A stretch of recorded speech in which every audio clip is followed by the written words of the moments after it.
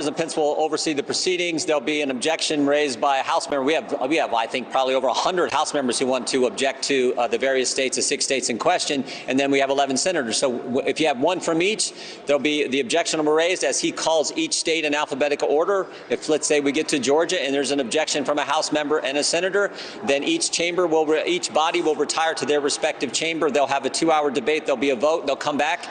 If there's a vote to object and not accept those electors from that respective state, then they won't be accepted.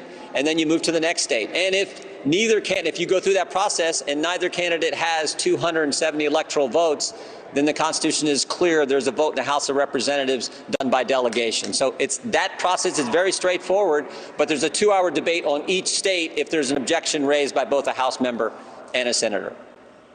Tell me what you're planning to do, Congressman.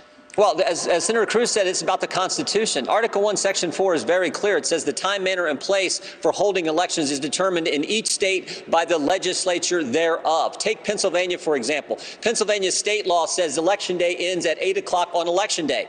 The Supreme Court in Pennsylvania says, nope, we're going to extend it 3 days till 5 o'clock on Friday. State law in Pennsylvania says for every absentee mail-in ballot, there has to be a signature verification. The Secretary of State in Pennsylvania says, nope, we're not going to do that. We're not going to have a signature. She just unilaterally went around the law for 2.6 million mail-in ballots. The state law in Pennsylvania is clear. It says that mail-in ballots cannot be processed until Election Day, but some counties in Pennsylvania allowed ballots to be fixed, cured before Election Day. Now, Maria, take a guess which counties allowed that. Democrat counties with Democrat county commissioners and clerks allowed that to happen. Republican counties did it. The Republican counties in Pennsylvania followed the law. So when the time, place, and manner is not adhered to and not that the legislature set, that is a direct violation of the Constitution, and that disenfranchises the votes in the district I get the privilege of representing in the 4th District of Ohio. That disenfranchises the votes that the people Mo represents in Alabama and countless number of people around the country. And understand this finally.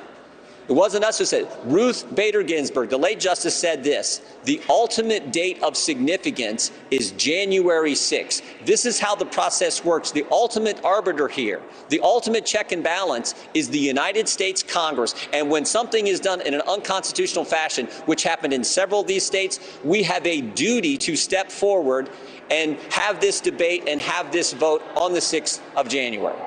Look, Maria, we put out a report back in September, and we called this. The Oversight Committee and Republicans on the Judiciary Committee put out this report, and we said Democrats were going to do this. In fact, we called this last summer. We said on election night, President Trump's going to be winning, but Democrats want the chaos and confusion created around mail-in voting. We had a staff member, Maria, who got 4 ballots sent to her residence here in D.C., her ballot and 4 others of people who no longer live there. So they wanted this chaos and confusion because they were going to win the election after the election, and that's what they did with this crazy mail-in ballot scheme that they undertook. And in several of the states, as we pointed out, as Senator Cruz has pointed out, as Representative Brooks has pointed out, several of these states did it in an unconstitutional fashion.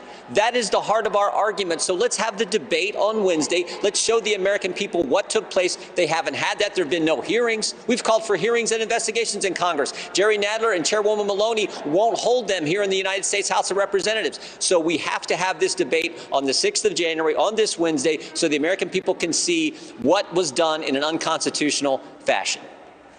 Can they come back to you and say, look, COVID justified mail-in ballots? That's why counties upon counties were littered with ballots. Maria, as the Attorney General said, the Constitution is not suspended during a crisis. You can still do it in a constitutional fashion. In fact, millions of Americans did. They voted in a constitutional way. Millions of states didn't go around their election law, go around their the state legislature sets the time, place, and manner for elections in the respective states. Not the Supreme Court, not the Secretary of State, not the governor, not some county clerk, not Facebook, not Twitter, but the state legislature. And when they violate that rule, that disenfranchises millions of voters across this country. That is the heart of this issue, and 3 of these states in particular, Georgia, Pennsylvania, Wisconsin, definitely had that problem, and the others did to some degree as well, on top of the fraud that Mr. Brooks has pointed out.